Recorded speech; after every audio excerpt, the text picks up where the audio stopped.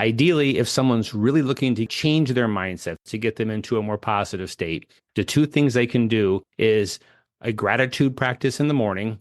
Think of a gratitude statement, something you are grateful for. Then at the end of the day is when you do your three good things. And three good things is reflecting on the day, anything, just three good things that happened in that previous day. So it's reflecting back on the day. What that does is that puts your mind into a positive state prior to you going to sleep. Your subconscious works on that positivity to create new neural pathways so you wake up in a more positive state.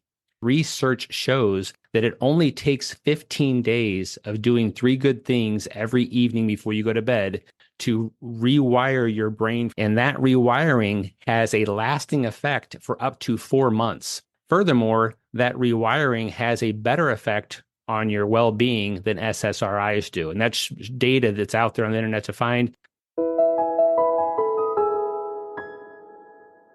Welcome to Linda's Corner, where we bring more hope, healing, and happiness to the world. My name is Linda Bjork, and today we're going to be talking about brain hacks for happiness. I'm delighted to welcome Marc Fussell. Marc is an entrepreneurial technologist and the founder of the Take 2 Minutes nonprofit. You can learn more about Marc and his nonprofit at his website, take2minutes.org, and I'll include that link in the show notes. Welcome. I'm so glad that you're here with me today, Marc. Thank you, Linda. I'm very glad to be here. I appreciate your time and willingness. Oh my gosh. And I checked out your website and I've read through the story and I love every single thing that you do. And is it okay if we start with the story of how Take 2 Minutes came to be? Absolutely. I think it's a great story, and it shows what it takes to start a company sometimes. It started with texting my older son positive messages when he was a junior or a senior in high school. And that came about because he was struggling a bit in high school. I don't want to actually label it he was depressed, but he was definitely not as happy as someone could be. And I recognized that and decided to start texting him a positive message every day around noon, just to let him know that people out there love him and there's things to be happy about.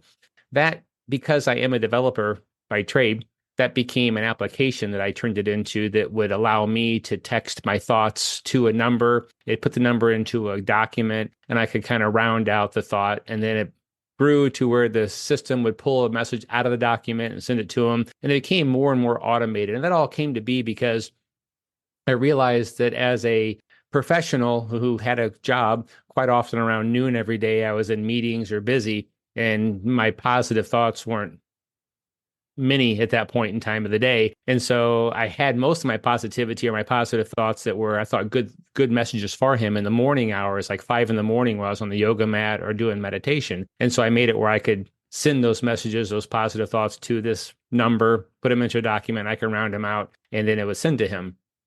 As the service progressed, a few other people wanted to receive the messages, people we knew as all acquaintances. And so I added them to the distribution list and I made it where people could sign up for it. I really thought nothing else of it. It was one of those things where a neat little system I wrote, 10 people were getting my message every day. It was kind of cool. I didn't think much of it.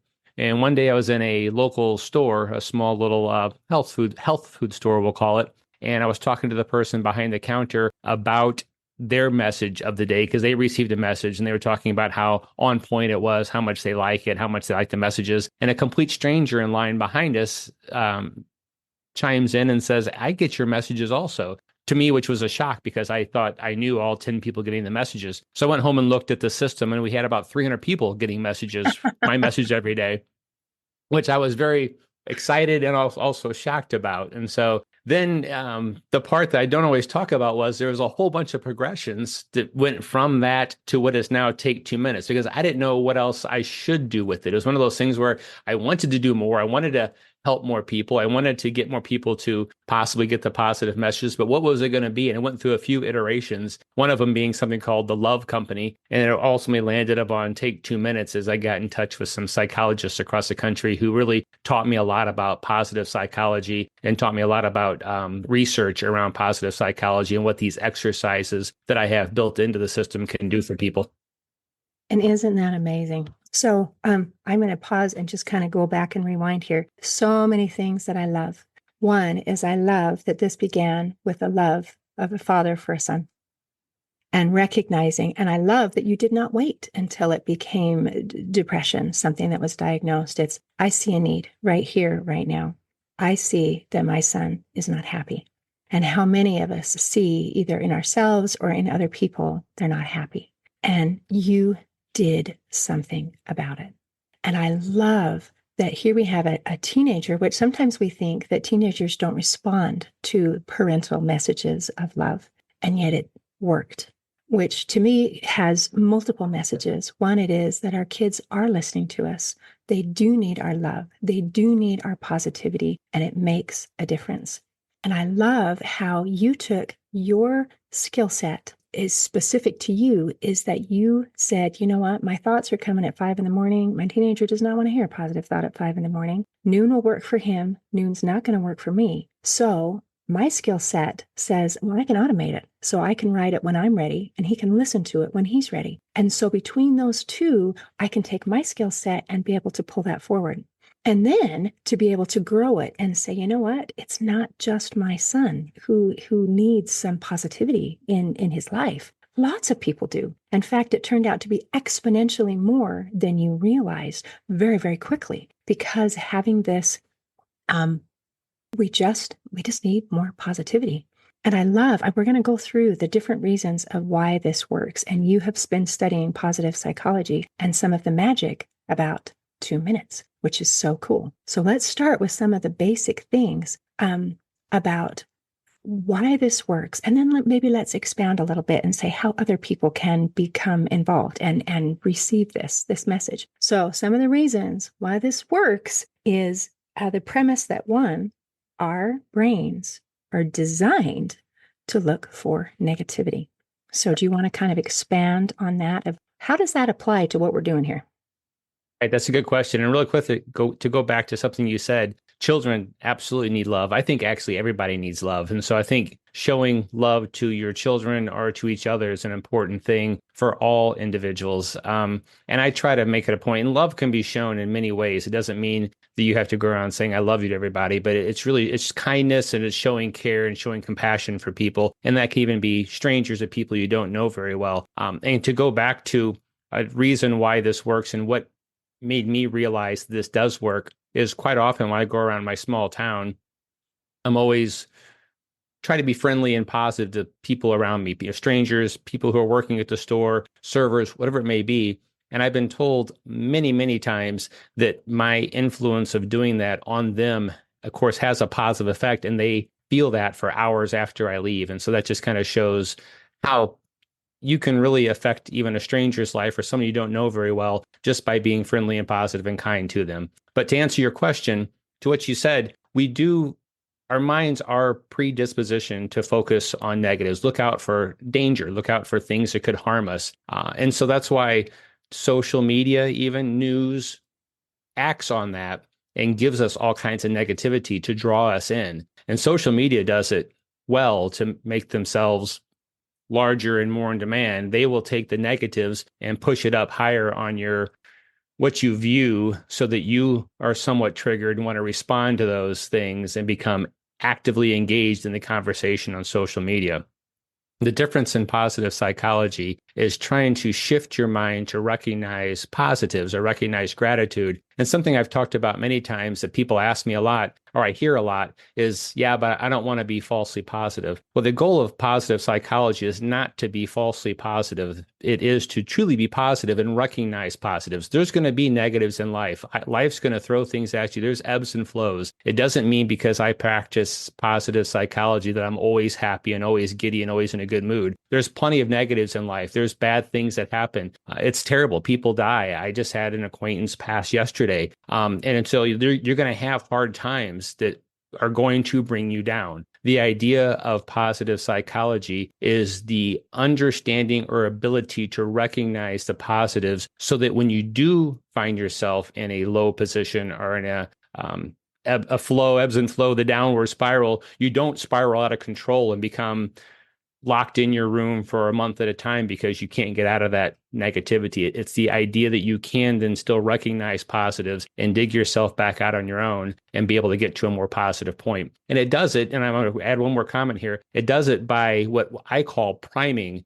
And the idea behind it is some of these exercises will allow you to prime your mind to start recognizing positives. And as you do that, you basically create new neural connections in your brain to recognize positives throughout the day just naturally. And so you have an ability to change your mindset to start focusing more on the positives instead of focusing on all the negatives.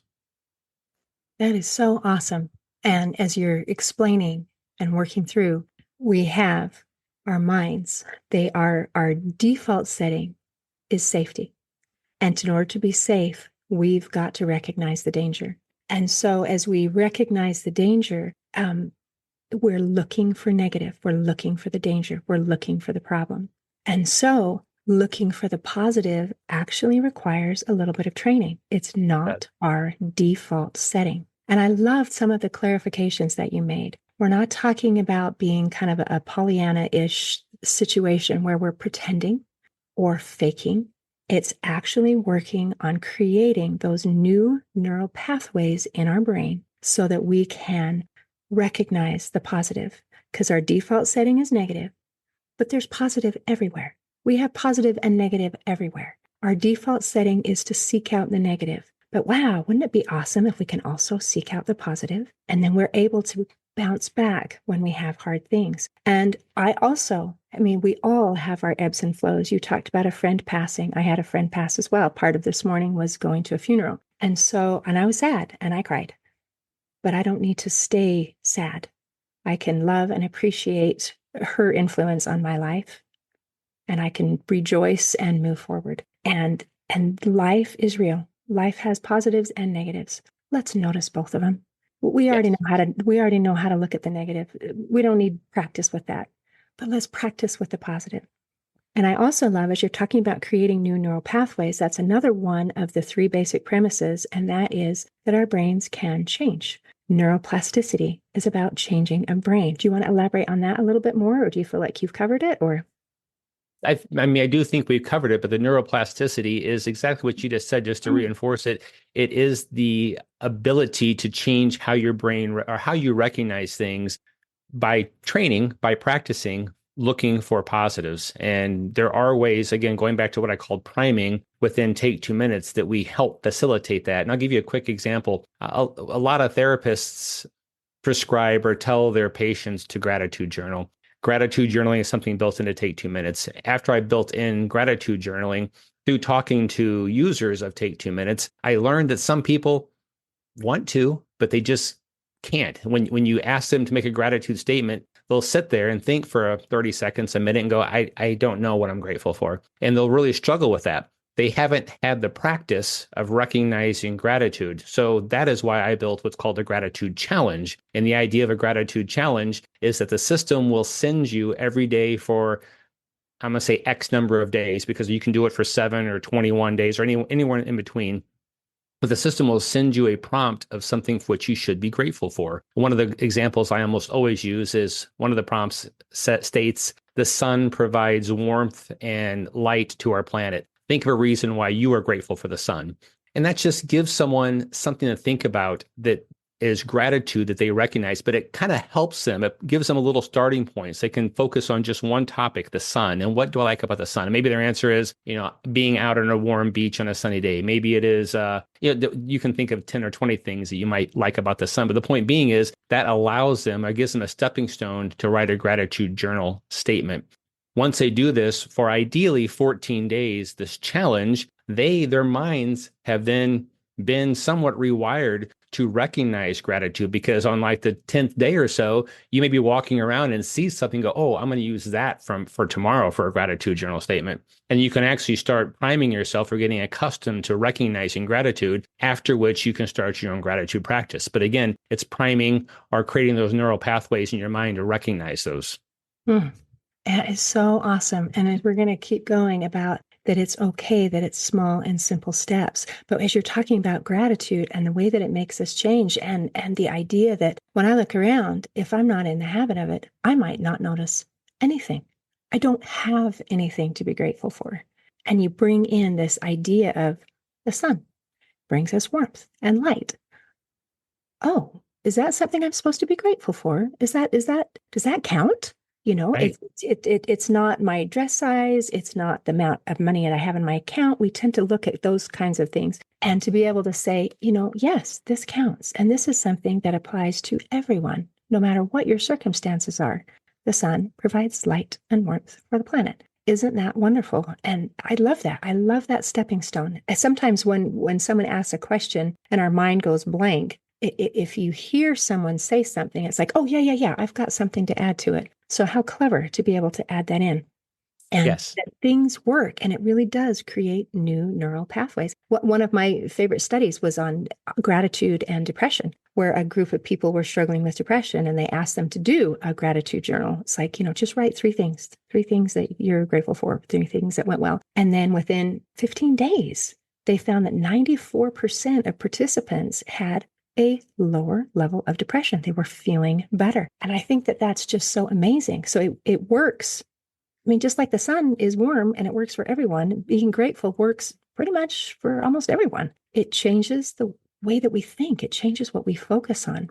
Now, the next part that's so important is that small efforts bring big rewards. A lot of times when we're feeling, I mean, life is crazy. Life can be crazy, Mark. It's just there's a lot of stuff to do. And people sometimes will like, don't ask me to do one more thing. I don't have time. But small efforts is enough. 2 minutes. 2 minutes is enough. So do you want to talk about that at all, or? I do, and I want to touch on two other things that you talked about real quickly.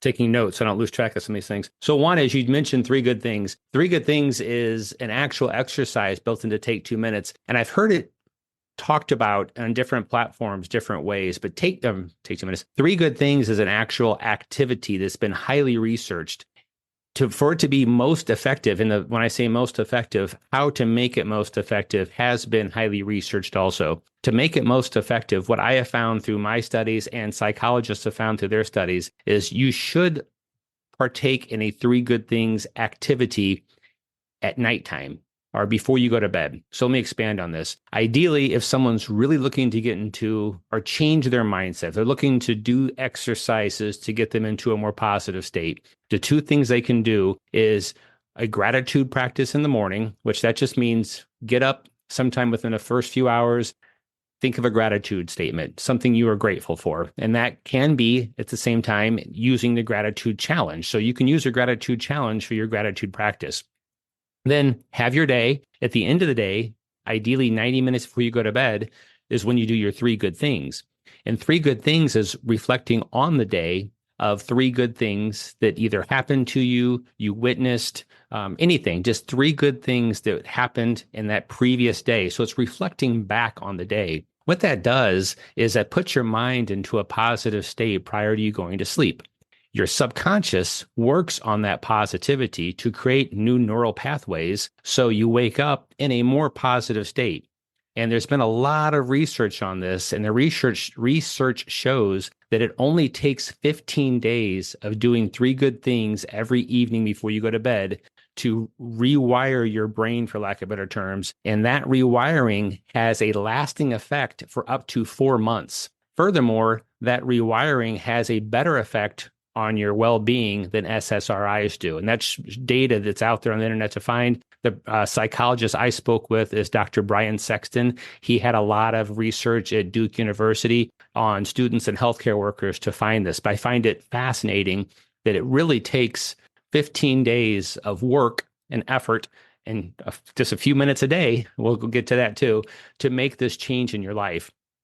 And so to talk about the 2 minutes a day thing, the goal behind Take 2 minutes is what you were touching on, is it doesn't take a lot of effort. We're not talking about an hour a day. We're literally talking about a gratitude statement in the morning and reflecting on three good things in the evening. And that's just two of our exercises. But most of our exercises are trying to focus on you taking a few minutes of the day for yourself to get yourself into a better mental state or to help you with your mental state. And like anything, it's an exercise. It's an activity that you have to do repeatedly for it to happen. You don't go to the gym one day and all of a sudden you're in shape and have a six-pack abs, right? You go to the gym repeatedly to get if you are into that, to make yourself in shape. The same thing works for your mental well-being. It does take a repeated effort, but it doesn't have to be a lengthy effort every day.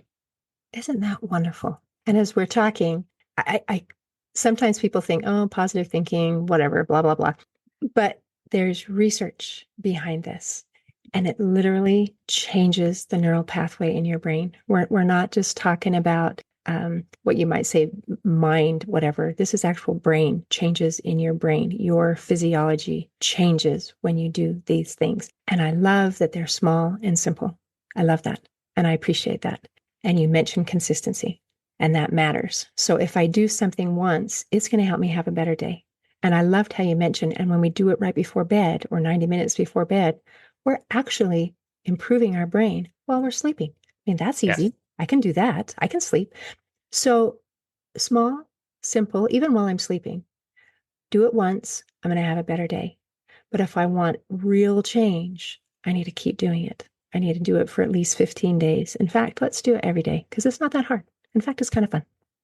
Now, we've done a couple focus groups in Take 2 Minutes with just people, complete strangers who I put an ad out there for a focus group. We've had two focus groups. The first one had 11 participants. The second one had, I want to say 20, I should know this number, I think 22 participants.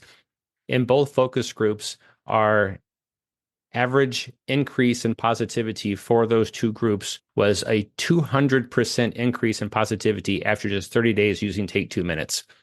With both those groups, we measured positivity by using what's called a modified differential emotions scale questionnaire, or MDES questionnaire created by Carol Izard in the 70s and refined by Barbara Fredrickson in the 90s. But basically, the questionnaire asks you 20 questions, and those 20 questions are all questions that focus on your emotion, and it helps rate your negativity against your positivity. And so all participants took an MDS questionnaire on day one and then did gratitude journaling and a 3 good things activity. The total duration was 30 days. I did gratitude journaling for a full 30 days, but a 3 good things activity only for the final 15 days. And on the 30th day, they took another MDS questionnaire. And again, to restate, in both groups, 95% of the participants had an average of a 200% increase in positivity. I love those numbers. Oh my gosh, that is so amazing. Do you want to share, are there any stories of any of your participants where they've, it's just warmed your heart, that's made such a difference in their life? Oh my gosh. Oh, yes. I don't know if I was prepared for this question, but I would love to read a quote if I can find it really quickly here. So I got a message back from a complete stranger. I unfortunately, I'm not going to say the person's name, but they emailed me, and the message they sent was, "Your service has saved my life. When I was at a low and very dark place, your messages came shining through like a miracle and reinforced that I was lovable and a good person. I slowly began to realize that I could be positive and loved, and for that, I no longer feel alone, and I feel strong enough to help myself heal. You truly have brought the life back into my world. I couldn't have done it without you. You are making a difference in not only changing lives, but saving them." Amazing. Wow. Wow. That brings Yeah. tears to my eyes as you have someone who's in the depths of despair. This works. And I love that it talked about, he said, I feel lovable. And that matters. And there's a quote that I read on your, I don't know if it was your website or where it was, but it was just love, love, love. It's all about love. I said that to my youngest son every day when dropping him off at grade schools. Love, love, love, love, love. Yeah. Yeah. It's all And about that, love. and that's really where it is am I lovable? Am I lovable? Am I worthy of love? And the way often we feel worthy is if we receive it. And here you're giving messages every day of love. That gives me an opportunity to receive love every day.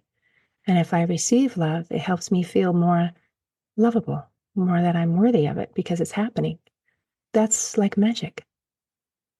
And then the other thing I've heard quite often, just on a little lighter of a note, is how many people, going back to our earlier conversation, aren't good at gratitude journaling, but how the gratitude challenge changed that for them, and how, because of the gratitude challenge, they recognized that they really have gratitude all around them. And it brought light to the fact that they have so many things to be grateful for. They just didn't recognize it until after the gratitude challenge. And that was also just a good message to hear. Hmm. That's amazing. Okay. So You've shared a lot of research, and I've shared a little bit of research. The next step for people is they need to do the me search. And me search is when you try something for yourself. Because I can hear about it, I can talk about it, but until I try it, I don't know if it works for me. So I'm going to suggest to our listeners, let's do some me search. Can you tell us a little bit about the Take 2 Minutes, what you offer? How do I get it? How do I sign up? Absolutely. So take2minutes.org is the website, as Linda pointed out already. You go there, it asks you for your telephone number. It asks you for your telephone number, which is a different step for a lot of people. And it's one of those things we are trying to overcome the reluctancy for someone to share a phone number. I used phone numbers and SMS for communication because when I wrote Take 2 Minutes, well, first off, obviously I started by texting my son. That's how it all started. But when I started creating an application, I weighed, should this become an app, an app on your phone? And there's a few interesting stories as to why it didn't become an app. One was I had listened to a podcast by one of the big companies who everyone probably knows the name of, and the owner, the founder said, we have 4 million people who have our app installed, but we can't reach any of them. People aren't reading our notifications. People aren't reading the messages we're sending to them because they're ignoring app notifications. And on my research, I learned that an app notification from an app on your mobile device only has about a 24% read rate. So only about 24% of those messages are read, whereas a text message is thought of to be more urgent by most individuals. And because of that, a text message has a 92% read rate within 3 minutes. So 92% of all text messages are read. So I continued on the path of making it phone or text message based. It is fully an application. If you go to take2minutes.org, once you enter your phone number, you'll get a text message welcoming you. You can do most activities via text. However, it is a full what's called progressive web app. And a progressive web app is what that means is it's a web application that works on your phone like a native application. So there's no app to download. But when you go to it on your phone, take2minutes.org, it's going to function just like an app on your phone does. And so all the activities are available in that mode. What I think the beauty here is people can use it one of two ways. People can use my system almost fully via text messaging. You can write gratitude journal statements. You can text back to the what I call chat bot that I've written. I am grateful for the sun because it brings warmth to our planet. It's going to save that in your personal journal for a gratitude journal entry. You can also text back to the system, I want to meditate. It's going to send you meditation. You can text back to the system, I want to meditate for 6 minutes with a female's voice. It's going to send you a 6-minute meditation spoken by a female. So the chatbot tries to parse everything you send back to it and give you a valid response. If you just send, hey, how you doing back to the chatbot, it's going to respond back with you with some kind of message appreciating you saying hi to it. With that said, though, some people, of course, there's no one system for everybody. And so some people don't want a text message. If you don't want a text message, you can log into your profile and take 2 minutes and still partake in all the activities. The activities we have are quite lengthy now. We talked about gratitude journaling, the gratitude challenge. We have what's called on-demand meditation. So you can just request a meditation. We have daily meditations. It's a separate subset of meditations from on demand. It's just daily. It's a new one every day. We have dedicated breathing exercises. So if you want to partake in a breathing exercise, such as 4-7-8 breathing or box breathing, those are built into the system. If you would like a meditation that is very focused on anxiety, let's say you're having a bit of a panic attack, you need to calm down, you can text the system, I'm having anxiety. It's going to send you a meditation that's really focused on calming you down from an anxiety attack, along with a grounding exercise. We also have sleep audio. So there's 8 proven methods to help someone fall asleep. Those proven methods are either a combination of breathing exercises or visualizations in your head. Those are built into the system as well. Dream journaling is built into the system. So there's all kinds of activities someone can partake in. But the goal of all these activities, probably sans the dream journaling, is to help you calm down and activities around positive psychology. And going back real quickly to some of the initial conversations we had around all the negativity around us and how easy it is to find negativity, the concerning part about that is because negativity is so prevalent and everywhere around us, it's easy to have that build into anxiety because you're worried about the negativity that's happening. And then all of a sudden, not only do you have this negativity and you're negative, but you also have anxiety because you're worried about all the negativity. So trying to focus more on the positives not only can help you be more positive, but can also reduce some anxiety. Wow, that is incredible. So we go to the website, put in the phone number, and get started. Now, there's a cost associated with this? There is, and some people will always ask why there's a cost since it's a nonprofit. What I learned was initially I tried to make it a fully free service, and I was hoping for donations to cover the costs because texting has a cost. Texting actually has a pretty significant cost. When I started Take 2 Minutes, I was eating all the costs out of my own pocket. I didn't have any donations. I didn't have any corporate backing. I still don't. It's Take 2 Minutes as a nonprofit. It's been built with my money. And texting costs when I reached, at one point in time, I had about 22,000 active users who were using the free service. My texting bill was upwards of $5,000 a month. And Wow. I could not sustain that personally by any means. I mean, it was slowly killing me. And I had to make a determination to shut it all off or change it to a pay model. So now it is a pay model. It's $9 a month. There's probably some coupon codes out there. I shouldn't say probably. I know there's coupon codes out there to get a little bit off. If that's even high for you, you can also pay $88 a year. And there's a couple of coupon codes for that. If you like a coupon code, reach out to us. I'm happy to give you one to help. But ultimately, $9 a month is what we're asking for. And for that $9 a month, you get access to everything and use it as much as you'd like. That is fantastic. And that is reasonably priced.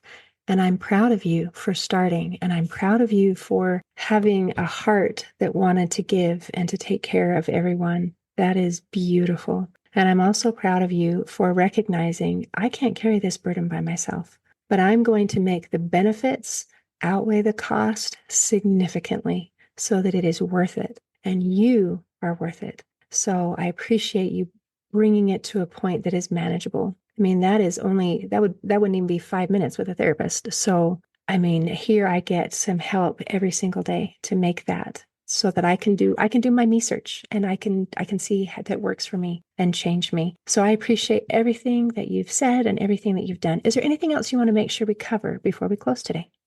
No, I appreciate your kind words. That means very much to me to hear someone say those things because that's what I'm doing it for, is to try to help others. I have a full-time job. It's not an income for me. It's just there to help others. And that's the only reason why I'm continuing to build it and try to market it so people know what's out there and ideally can get some assistance. So thank you, Linda, for the kind words, and thank you for letting me talk about it. Oh, I appreciate it, Mark. This has been just such a pleasure for me.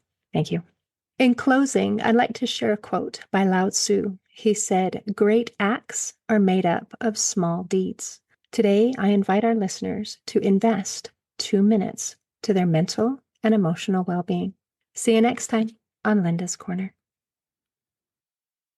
Thanks for listening. Please share and subscribe to help us reach new listeners. And if you'd like to heal your life from the inside out, there is a free video series at hopeforhealingfoundation.org. Just click on the free stuff tab.